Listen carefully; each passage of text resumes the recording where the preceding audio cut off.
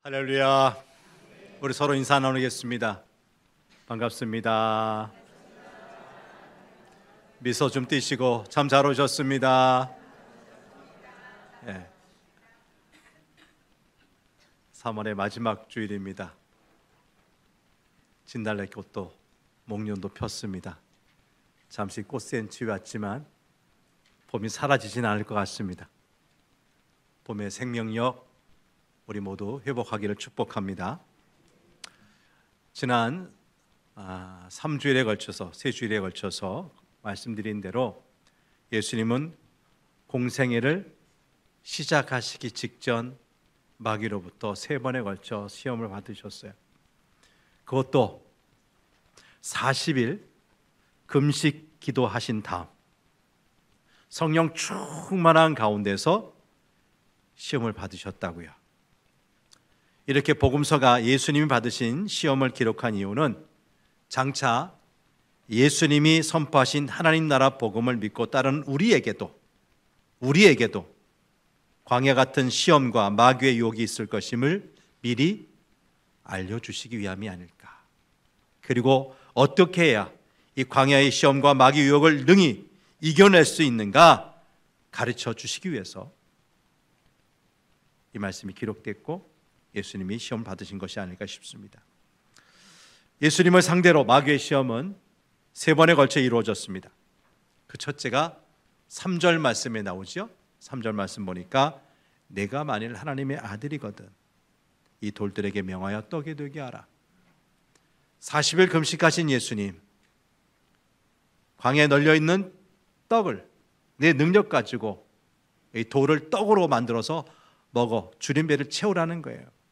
곧 하나님이나 하나님의 말씀보다 먹을 것, 곧 물질을 중시하라는 시험이었어요. 예수님은 물질보다 하나님의 말씀을 중시함으로 이 시험을 이기셨죠. 둘째는 5절과 7절에 나오는데 마귀가 또 예수를 이끌고 올라가서 순식간에 천하 만국을 보며 내가 만일 내게 절하면 다 내 것이 되리라 유혹했어요. 이 유혹은 아주 쉽고 빠른 방법으로 메시아가 되라는 그런 유혹이었어요.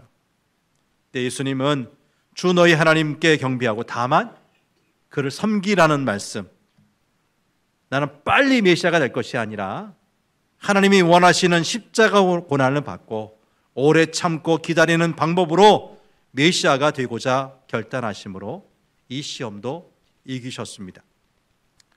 오늘은 예수님을 향한 마귀의 3번째 시험을 다루는 말씀인데 이 말씀을 통해 우리에게 주시는 메시지가 무엇인지 잘 받으시기를 바랍니다. 자, 예수님이 마귀에게 시험을 받으신 그 장소가 어디였다고 그랬어요? 광야입니다. 광야는 거친 땅, 거친 가시나무, 거친 들짐승이 출몰할 것 같은 무서운 곳입니다. 이런 광야에 갔다가는 온갖 어려움과 시험에 빠질 것 같습니다. 그러면 우리에게 안전한 곳은 어디입니까? 마귀가 함부로 넘볼 수 없는 안전한 장소는 어디입니까? 정말 그런 곳이 있을까요? 놀랍게도 예수님이 마귀에게 3번째 시험을 받으신 곳은 예루살렘 성전이었어요.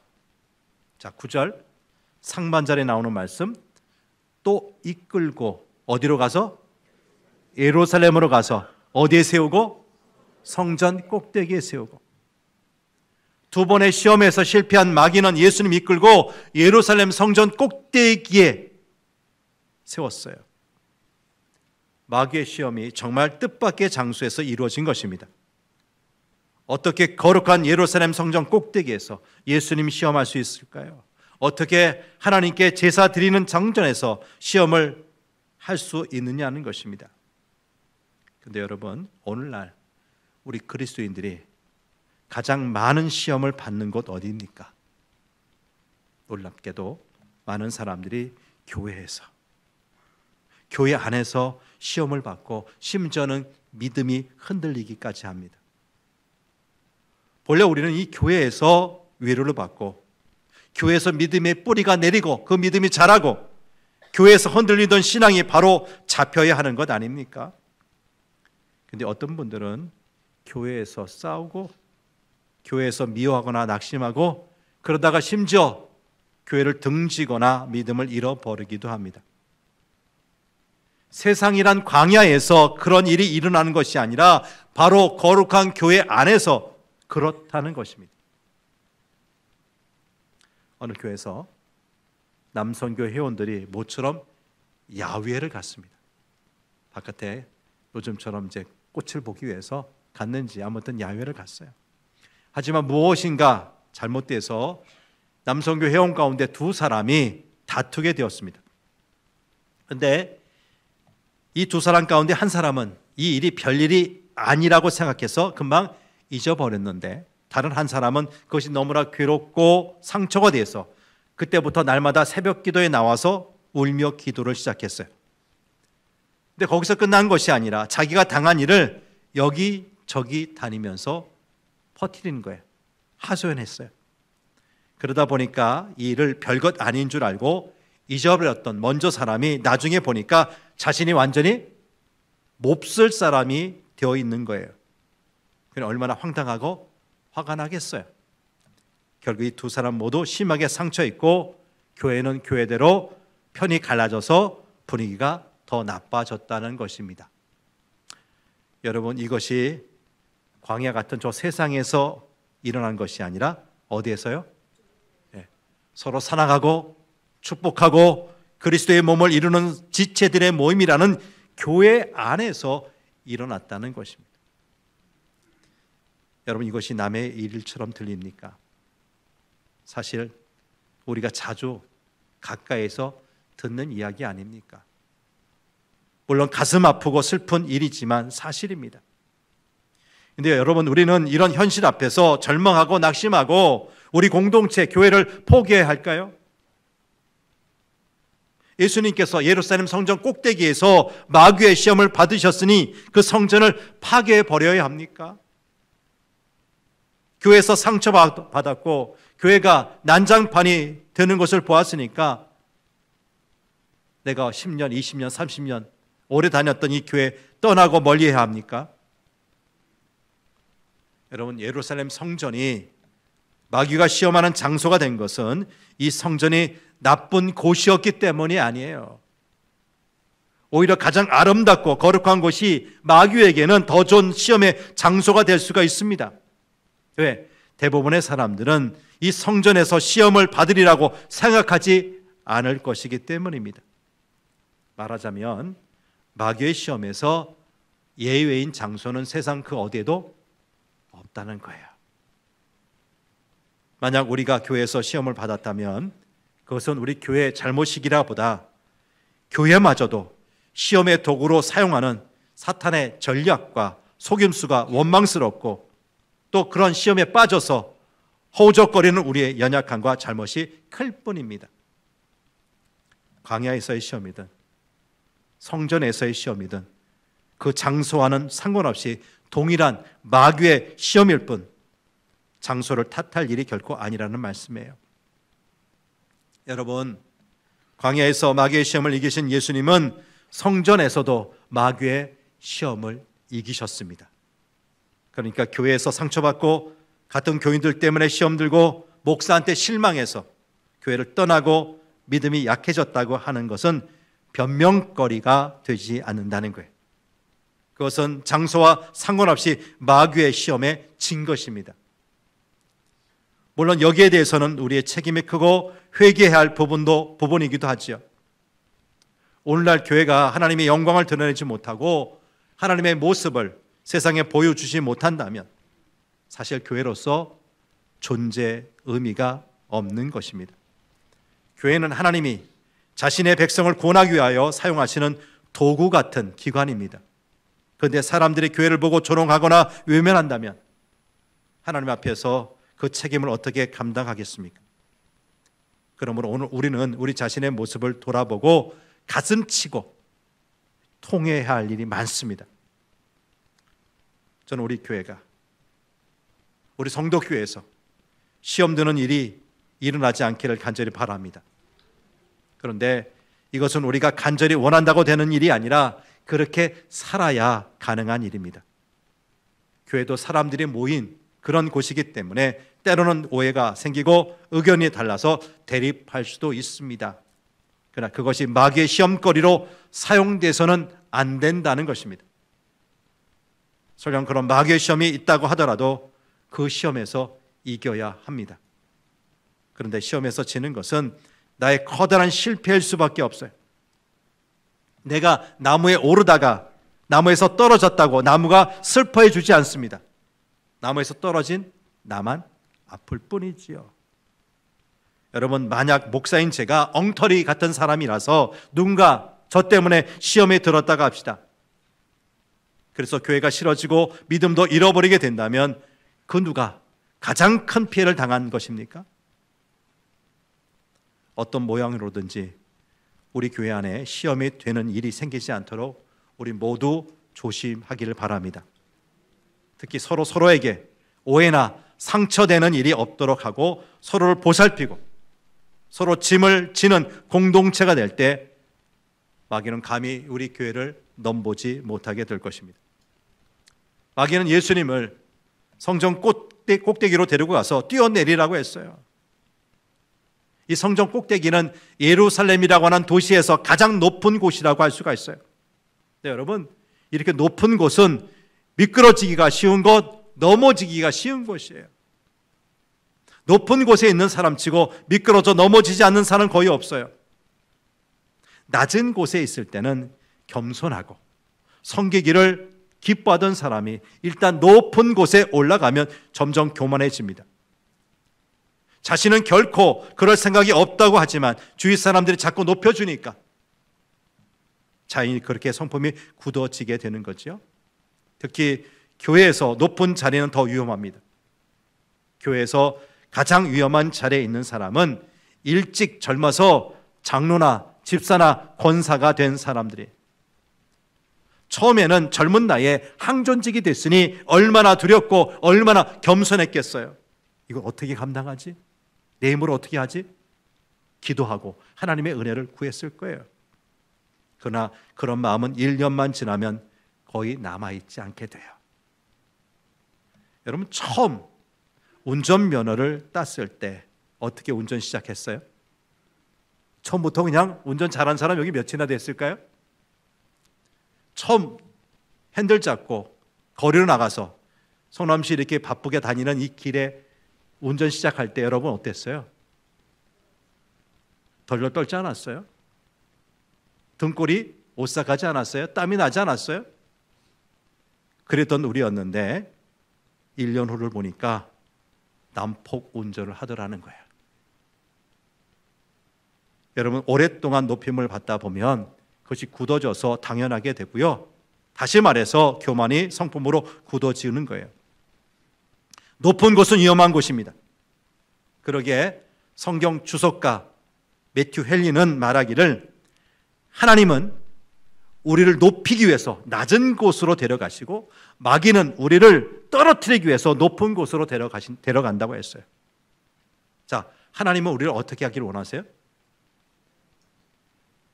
우리 하나님의 자녀잖아요. 백성이잖아요. 어떻게 해주시길 원해요? 존귀 여기기를 원하시죠. 높여주기를 원하시죠. 그래서 데리고 가시는 것이 어디라고요? 낮은 자리예요. 예수님 말씀하시잖아요. 너 첫째가 되고자 원한다면 어떻게 하라고요? 저 말석에 가라고, 말째 가라고. 큰일 하기 원하면 작은 일부터 하라고. 근데 마귀는요, 우리가 어떻게 되기를 원해요? 낮추기를 원하잖아요. 근데 데려가는 곳은 어디예요? 높은 곳으로 데려가는 거예요. 잠언 16장 18절 말씀 잘 아시죠?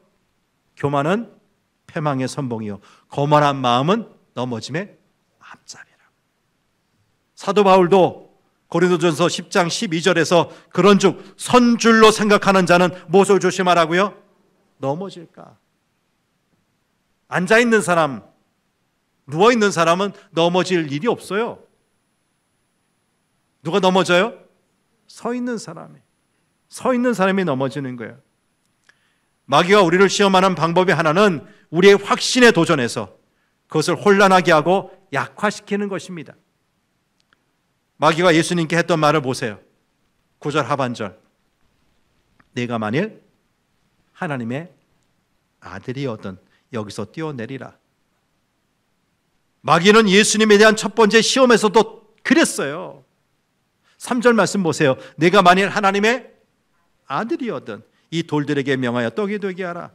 이 말은 예수, 당신 정말 하나님의 아들 맞아? 당신이 정말 하나님의 아들이라면 그것을 좀 증명해 봐. 과거 뱀이 하와를 유혹할 때 어떻게 했어요? 창세기 3장 1절 하반절 말씀 보니까 뱀이 여자에게 물어 이르되 하나님이 참으로 너희에게 동산 모든 나무의 열매를 먹지 말라 하시더냐? 동산에 있는 모든 나무의 열매를 먹지 말라 하시더냐? 여러분, 처음부터 하나님께서 이렇게 말씀하셨어요?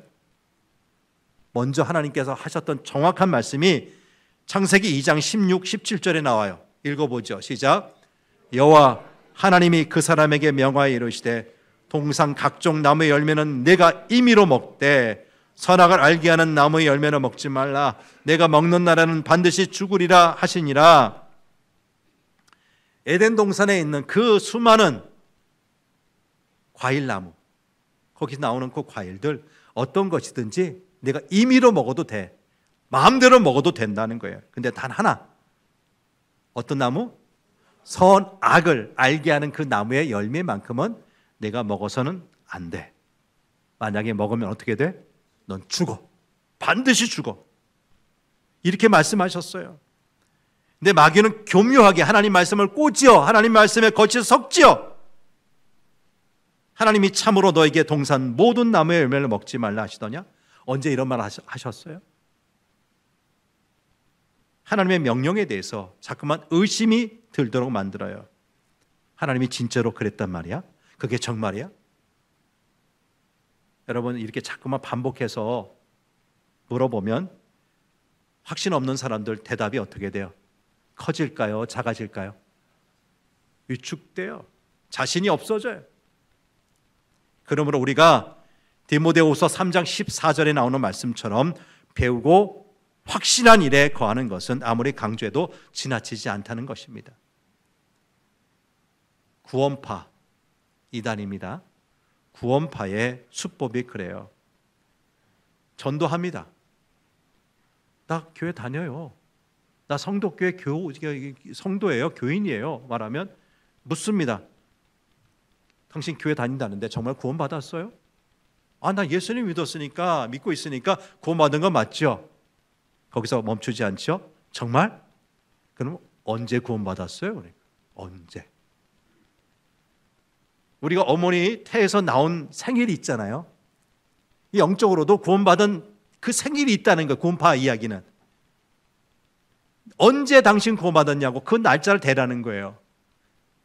근데 여러분, 우리가 신앙생활 하다가 바울처럼 확실하게 내가 예수님을 영접한 체험이 확실한 사람도 있고요. 저처럼 어렸을 때 교회 안에서 계속 자라다가 어느 순간 구원받음이 확신 온 사람도 있어요. 그래요, 안 그래요? 영적인 새로 태어난 날이 모호한 사람도 있다고요. 대답을 못하면 어떻게 해요? 증명해 보라는 거예요. 그날이 언제냐고. 자꾸만 이렇게 구원파 같은 사람들이 물어보면 많은 사람들이 눈을 껌뻑껌뻑거리면서 할 말이 점점 없어지고 말아요. 근데 여러분, 100번을 우겨도 흰색은 검은색이 될 수 있어요? 없어요? 없습니다. 여러분, 우리가 믿음의 확신한 일에 거할 때 이런 마귀의 수법에 넘어가지 않고 시험을 이길 수 있습니다. 여기 마귀의 시험에서 보이는 또 한 가지 거짓된 수법은 잘못된 논리를 사용한다는 거예요. 9절에서 10절 말씀을 다시 보죠. 시작. 또 이끌고 예루살렘으로 가서 성전 꼭대기에 세우고 이르되 내가 만일 하나님의 아들이거든 여기서 뛰어내리라 기록되었으되 하나님이 너를 위하여 그 사자들을 명하사 너를 지키게 하시리라 하였고. 예수야, 내가 정말 하나님의 아들이라면 이 성전 꼭대기에서 뛰어내려봐. 그러면 너를 사랑하는 그 하나님이 천사들을 명하사 너를 안전하게 보호하시지 않겠니? 그것을 통해서 내가 진짜 메시아라는 사실을 증명해 보란 말이야. 여러분, 당시 예루살렘 성전 꼭대기의 높이는 약 55m 정도였답니다. 이 높이는 지금 우리가 사는 아파트 층수로 따지면 약 20층 남짓 되는 높이에요. 어때, 높아요? 낮아요? 20층. 한번 뛰어내려 볼까요? 여러분, 오늘 말씀을 아파트 건설 현장 20층 상부에서 작업하는 상황에 빗대서 설명하면 이렇게 돼요. 아파트를 건설하는 현장 소장, 현장 감독관이 그날의 인부에게, 이보시오, 당신은 우리 사회, 우리 회사의 안전관리 체계를 믿지요? 지금은 안개가 끼어서 한 치 앞도 안 보이겠지만 5층 단위로 안전 그물망이 설치한다고 매뉴얼에 써 있어요. 그러니까 안심하고 저 끝에 매달려서 오늘 벽돌 쌓고 미장하고 페인트 칠하고 일하시오, 작업하시오. 혹시 당신 실수로 떨어지더라도 그물이 분명 받쳐줄 거예요. 정 못 믿겠으면 한번 확인차 띄워볼래요? 여러분, 현실에서 이렇게 지시하는 공사 관계자가 있다면 그 사람 제정신일까요? 미쳤거나 아니면 아주 사악한 의도를 가진 나쁜 사람일 겁니다. 더구나 하나님의 거룩한 말씀을 한갓 인간의 건설회사 매뉴얼에 빗대다니, 이것은 신성모독 아닙니까? 네, 여러분, 마귀가 그래요. 마귀가 그래요. 예수님에 대한 그의 시험은 처음부터 끝까지 신성모독이에요. 마귀는 끝까지 하나님이 사랑하는 사람에게 의심을 집어넣으려고 발버둥 치는 거예요. 내가 만약 하나님의 아들이라면 이 돌들에게 명하여 떡이 되게 해봐. 잘 생각해 보세요. 예수님이 이 돌을 갖고 떡을 만들지 않는다면 하나님의 아들이 아닙니까? 예수님이 성전 꼭대기에서 뛰어내리지 않겠다고 한다면 하나님의 아들이 되지 않습니까? 이처럼 어떠한 전제를 제시하고 그 조건과 상관없는 또는 반대되는 결과를 강요하는 것이 마귀의 괴계요, 마귀의 거짓말입니다. 예수님이 성전 꼭대기에서 뛰어내리면 천사들이 성전 밑에서 그 예수님을 받아 보호하는 것이 그 하나님의 아들이라는 것을 증명하는 것이 될 수 없습니다. 이것은 하나님의 보호하심을 증명하는 것이 아니라 하나님이 보호하시겠다는 약속을 지키시는지 지키시지 않는지 하나님을 시험하고 하나님을 테스트하는 아주 악한 행위가 되는 것이죠. 마귀의 수법에 넘어가면 그렇게 됩니다. 문제는 마귀가 그런 거짓말을 하면서도 하나님의 말씀을 근거로 사용한다는 거예요. 그냥 하는 것이 아니라 무엇을 근거로? 하나님의 말씀을 근거로 이런 이야기를 하는 거예요. 여러분, 다시 10절 11절 말씀을 잘 보세요. 시작. 기록되었으되 하나님이 너를 위하여 그 사자를 명하사 너를 지키게 하시리라 하였고 또한 그들의 손으로 너를 받들어 내 발이 돌에 부딪히지 않게 하시리라 하였느니라. 성경에 구체적으로 시편에 하나님이 자신의 사자들 곧 천사들을 시켜서 내 발이 돌에 부딪혀 다치지 않도록 보호하신다고 하지 않았느냐? 마귀가 이렇게 성경을 가지고 나오면 많은 사람들이 헷갈려 합니다. 성경 말씀 앞에는 할 말이 없어지기 때문에. 근데 여러분, 마귀는 성경을 잘 알까요? 모를까요? 제가 자주 드리죠. 귀신같이 한다고요. 마귀요? 하나님 말씀, 하나님의 일 잘 알아요. 귀신처럼 알아요. 그러기에 우리가 성경을 모르면 당할 수밖에 없어요. 여러분, 이단에 속한 사람들 성경 알아요, 몰라요? 전체적인 맥락에서 모르지. 아주 그냥 암송 구절에 있는 것은 꿰요. 이단의 아주 특색 중에 하나는 자신들이 중요하다고 생각하는 성경 구절은 꿰고 알고 있어요. 그래서 그들 앞에 말문이 막히는 사람이 많습니다. 그러니까 우리가 그들보다 성경을 제대로 알지 못하면, 더 알지 못하면 당할 수밖에 없는 거죠. 그런데 우리 예수님은 이 사탄의 유혹에 역시 하나님의 말씀으로 이 시험을 물리치셨다는 거예요. 12절 말씀 보십시다. 12절 시작. 예수께서 대답하여 이르시되 주 너희 하나님을 시험하지 말라 하였느니라. 성전 꼭대기에서 떨어지더라도 하나님께서 사자들을 명하사 너를 안전하게 보호해 주실 테니까 뛰어내려 봐. 이런 유혹이었는데 예수님은 그런 주 너희 하나님을 시험해서는 안 된다는 거예요. 이것은 하나님의 보호하심의 약속이지 하나님을 시험해 보라는 말씀이 아니라는 거예요. 이 말씀과 평행구절 같은 내용을 기록한 마태복음 4장 7절 말씀은 더 정확히 기록되어 있어요. 아래 시작. 예수께서 이르시되 또 기록되었을 때 주 너희 하나님을 시험하지 말라 하였느니라 하시니, 여기 나오는 기록되었다는 이 단어는 얼마나 힘 있는 말씀인지 몰라요. 마귀와 싸울 때 내 경험, 내 생각, 내 지식을 이야기하는 것이 아니라 하나님의 말씀이 이렇게 됐어, 기록된 말씀은 이거야 말할 때 거기에 능력이 있고 확신이 있는 줄 믿습니다. 예수님은 주 너희 하나님을 시험하지 말라는 성경 말씀으로 마귀의 시험을 물리치셨습니다. 이 말씀은 첫째, 하나님은 시험의 대상이 아니라 믿음과 순종의 대상이라는 뜻이에요. 주 너희 하나님을 시험하지 말라. 어떻게 해야 돼요? 믿고 순종할 대상이지 시험의 대상이 아니라는 거예요. 자, 마태복음 3장 17절 말씀을 보겠습니다. 몇 달 전에 우리가 봤던 말씀이에요. 시작. 하늘로부터 소리가 있어 말씀하시되 이는 내 사랑하는 아들이요 내 기뻐하는 자라 하시니라. 예수님은 세례 요한에게 세례를 받는 순간 성령이 비둘기같이 자신의 위에 임재하시는 것을 경험했고, 하늘로부터는 이는 내 사랑하는 아들이요 내 기뻐하는 자라는 말씀까지 들었어요. 예수님은 이 말씀의 기초에서 우리 하나님의 사랑과 능력을 신뢰함으로 하나님을 시험하지 않았습니다. 여러분, 하나님은 우리의 창조주요, 우리는 피조물입니다. 하나님은 아버지요, 우리는 그의 자녀입니다. 하나님은 토기장이요, 우리는 그의 손에 붙어있는 진흙입니다. 그러기에 진흙이 토기장이에게 왜 토기를 이렇게 만들었습니까? 저렇게 만들어 주시죠 요구할 수가 있습니까? 그럴 수가 없어요. 이것은 토기장의 절대 주권에 속한 일이기 때문입니다. 그러면 우리는 어떻게 하나님을 창조주로 믿을 수가 있어요? 어떻게 인간 예수님을 우리의 메시아 구세주 그리스도라고 믿을 수가 있어요?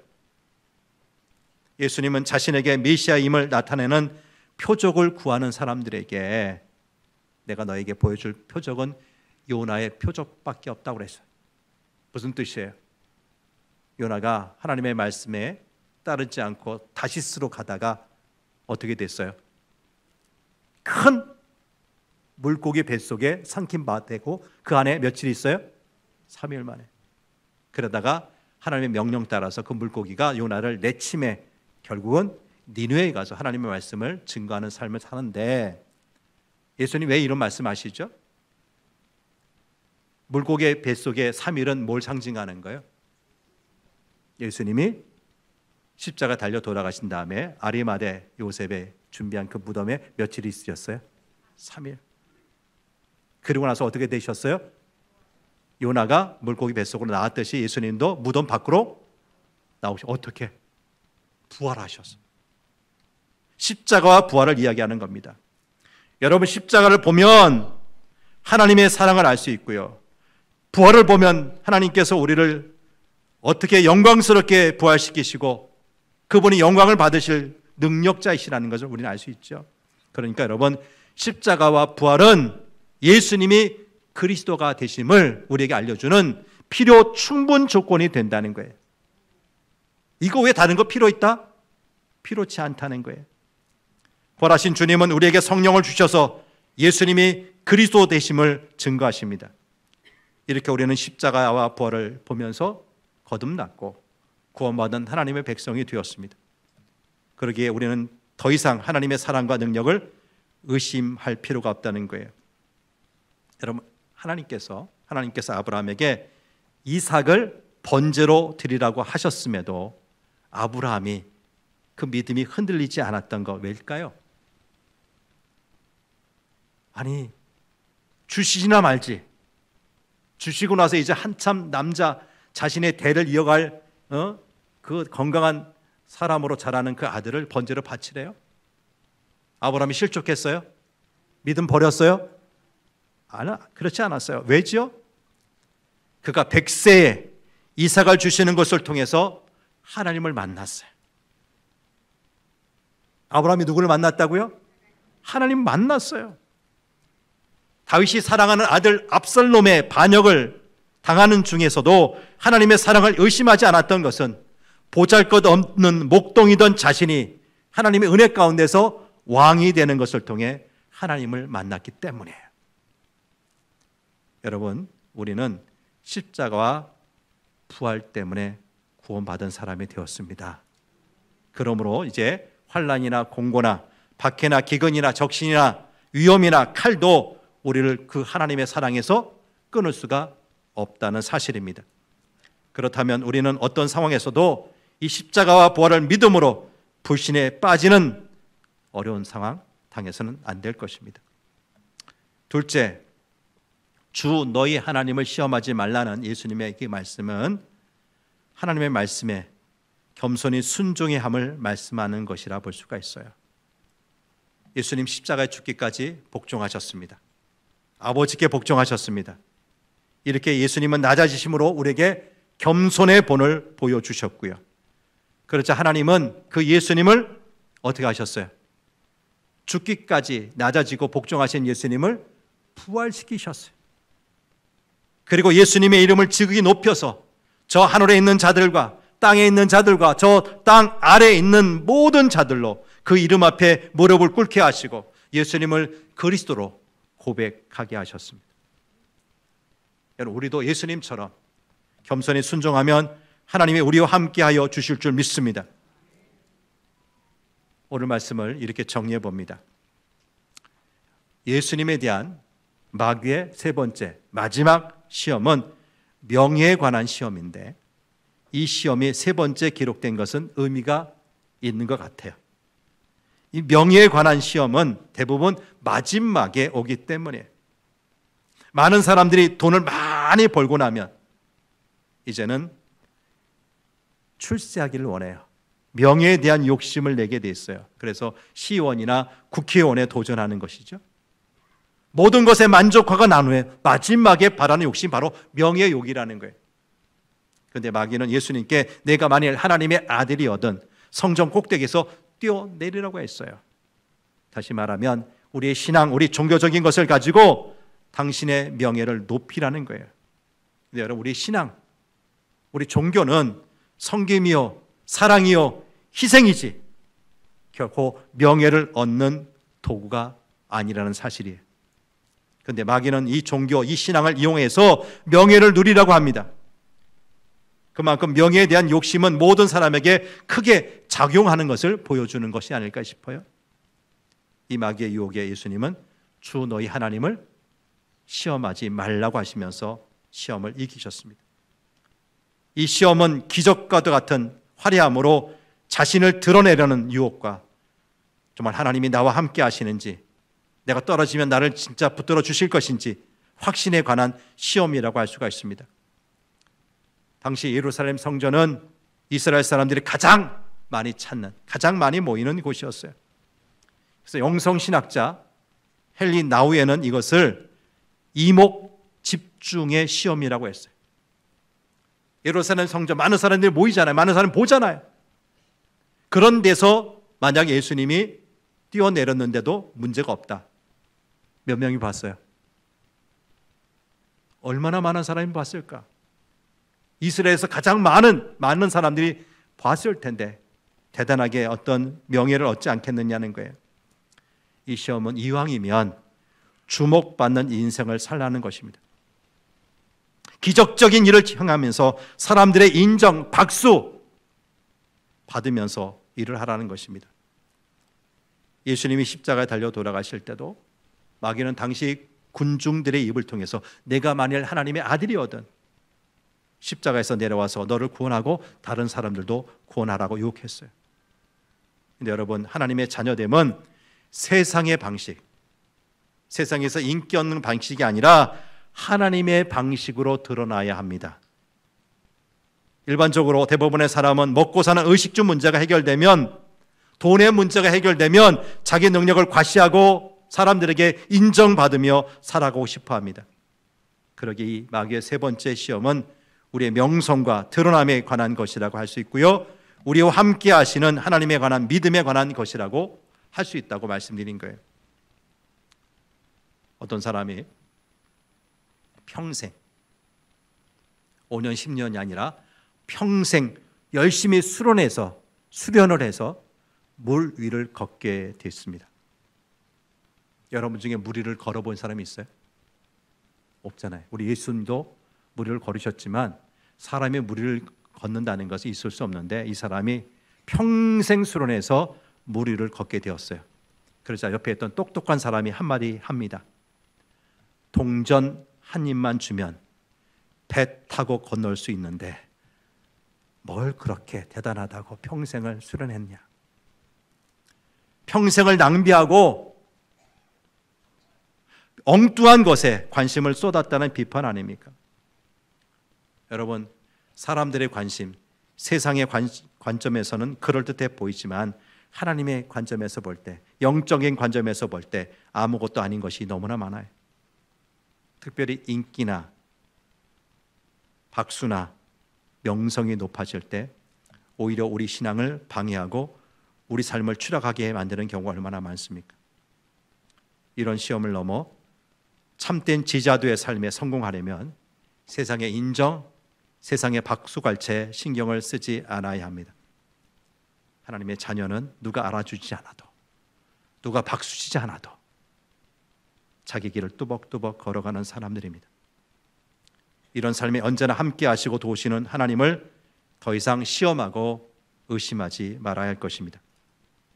우리 신앙생활의 핵심은 명예를 얻고 박수받고 인정받는 것이 아니라 섬김에 있고 사랑이 있고 희생에 있습니다. 이런 삶을 살아갈 때 자연스럽게 따라오는 명예라면 그것이 진정한 명예일 것입니다. 하나님이 주신 은사를 가지고 억지로 명예를 얻으려고 하는 것, 마귀의 시험에 넘어가는 것입니다. 마귀의 유혹을 물리치기 위하여 언제나 섬김의 삶을 사는 저와 여러분 되시기를 바랍니다. 그리고 부디 섬김의 삶, 십자가의 삶을 통하여 우리 인간을 구원하시려는 하나님의 뜻을 이루어가는 우리 믿음의 공동체 되기를 축복합니다. 하나님의 아버지, 하나님의 아들 예수님이 40일 금식하시고 성령 충만하신 가운데서도 마귀에 이끌려 시험을 받으셨다면, 그리고 예수님이 광야에서뿐만 아니라 하나님께 제사하고 예배드리는 성전에서도 시험을 받으셨다면 어찌 우리가 이 마귀의 시험에서 자유로운 곳을 얻을 수 있겠습니까? 예수 믿고 이 땅에 사는 동안 끊임없이 사탄 마귀가 우리를 시험하고 유혹한다는 사실을 잊지 않게 하여 주옵소서. 그래서 우리 예수님이 3번에 걸친 마귀의 유혹에서 말씀을 가지고 하나하나 이겨내셨던 것처럼 우리도 준비하고 꼭 이겨낼 수 있기를 원합니다. 세상 사람들에게 인정받고 박수받고 그렇게 명예를 얻는 데 있어서 네가 한번 이 성전에서 떼어내기만 하면 된다고 우리의 종교심, 우리의 신앙을 이용하는 것, 마귀는 자꾸만 부추깁니다. 그렇게 해보라고 요구합니다. 하지만 하나님의 나라는 하나님의 방법으로 이루어지는 것이지 이런 세상 방법으로 이루어지지 않는다는 것을 알게 하여 주시옵소서. 어려워도 힘들어도 십자가와 부활을 통해서 하나님 나라가 이 땅에서 이루어진 것처럼 믿는 성도들의 우리의 삶, 십자가의 죽음과 부활의 그 영광을 통해서 하나님 나라가 이 땅에 이루어지는 것을 우리가 보여주고 그렇게 살아가는 역사가 있게 하여 주옵소서. 부디 우리 성도교회 안에 어떤 시험이 있다 할지라도 꼭 이겨내기를 원합니다. 승리하기를 원합니다. 성덕교회 모든 교우들이 믿음으로 하나님께서 축복하시는 축복의 길을 끝까지 완주할 수 있도록 도와주옵소서. 우리를 어떤 시험에서도 구원하시는 우리 구주 예수님 이름으로 기도합니다. 아멘.